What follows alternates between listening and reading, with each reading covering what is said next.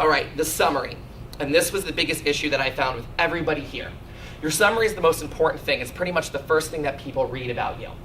And there's two common mistakes that I find with summaries. Number one is everybody sets it up like an online resume. If you're a job seeker, that's brilliant. Most people here, you are not a job seeker. And in everyone's defense, that's how LinkedIn kind of suggests how you do it. They kind of set you up. They say, talk about yourself like that. Think about, I'm using this MODC as an example because we are here.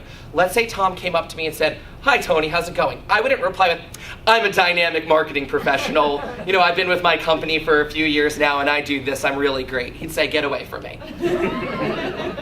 So it's the same exact thing. And you know what? People don't care. People don't care.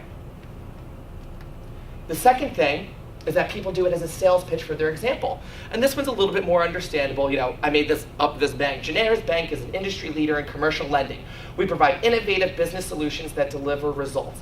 It's the same thing. People are sick of getting sold. What you have to do is turn your summary into an online introduction. The focus is on the customer, not on you. So you want to engage your audience first. Speak to your audience. Instead of speaking about yourself, speak to your audience. Think about their point of pain. Jot down your audience's top 5 point of pain and talk about that first right away in the summary. Then after you're done engaging them, then you establish credibility with them. That's when you could put in something with yourself, I've been here for 10 years, blah, blah, blah, blah, blah. If you have that credibility, that's excellent. I'm not telling you to shy away from doing that. In fact, you should include that, but I'm saying engage your audience first. This is a lot of thing that a lot of people overlook too. Jim had mentioned before search engine optimization, SEO. Search engine optimization, I'll give you a quick 101. It's basically the idea that different search engines, Google, Yahoo, Bing, when you type in keywords and phrases, they have crazy different algorithms that decide what gets popped up first. So what you need to do when your targets go in and they type in, I guess that's my motion for typing, they type in a keyword that's associated with their industry, different things pop up. So what you want to do is you want to include keywords that have to do with your industry in your summary so that when people type in different words into Google, you pop up. Search engine, or LinkedIn profiles, social media profiles, all that kind of stuff registers in search engines. So you want to do that. And the same exact thing, LinkedIn has its own search bar, its own search engine. It's the same exact thing. If someone types in marketing, you want to be that person that pops up for marketing or whatever industry that you're in. So I'm going to give you an example of a good summary. And I purposely picked this person for 2 reasons. One, this was a client that I had met off of LinkedIn, that I got through LinkedIn. I wouldn't tell you anything that hasn't worked for me or any of my clients. This is somebody that I met off LinkedIn. Number 2, I use this because this person, Merched, is a recruiter. And most people think that associate LinkedIn as a recruiting candidates tool, which is definitely the truth, and for HR professionals to find new candidates. And that's excellent. And if you're in that industry, go ahead and do that. That's a wonderful thing that you can do with LinkedIn.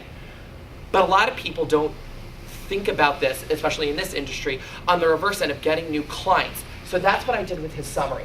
So I talked with Merched and I said, what are your clients' points of pain? And he goes, well, I recruit IT candidates. So my target audience are HR professionals in the IT industry. And their biggest thing is that there's not a lot of really, the biggest thing is that they have to battle for these top-notch candidates.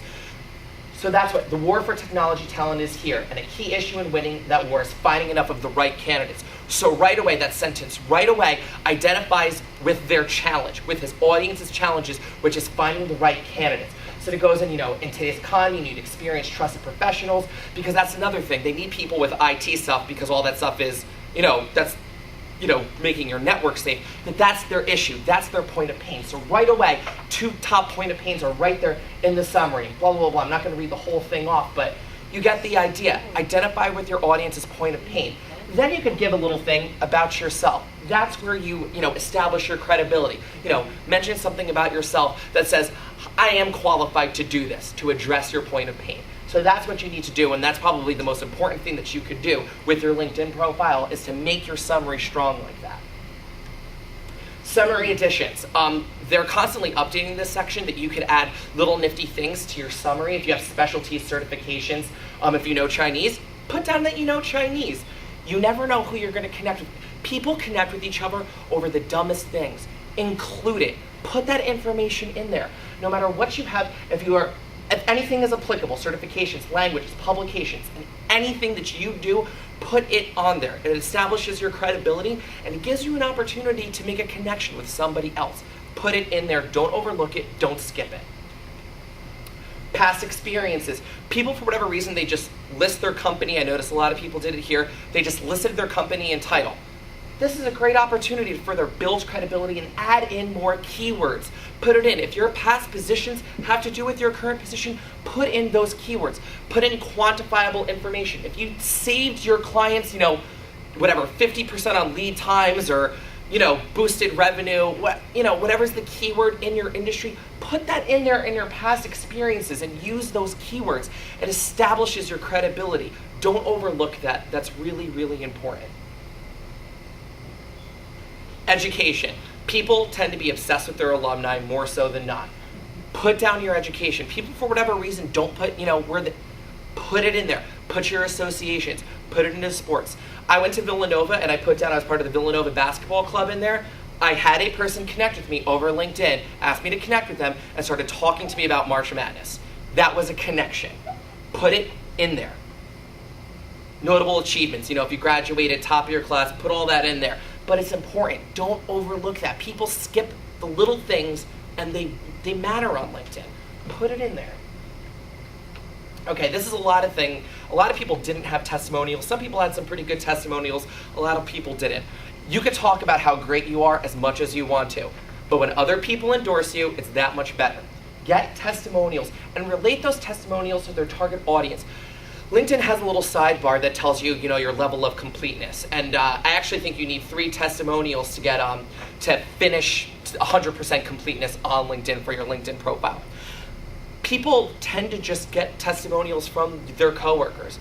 That's great. If you want to get a testimonial from your manager, I have a testimonial from my manager and a couple coworkers on there.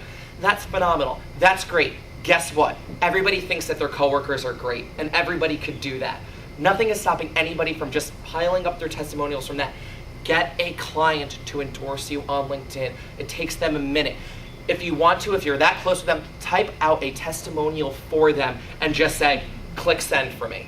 It's that easy. It's so simple, but people overlook that, and it's so important.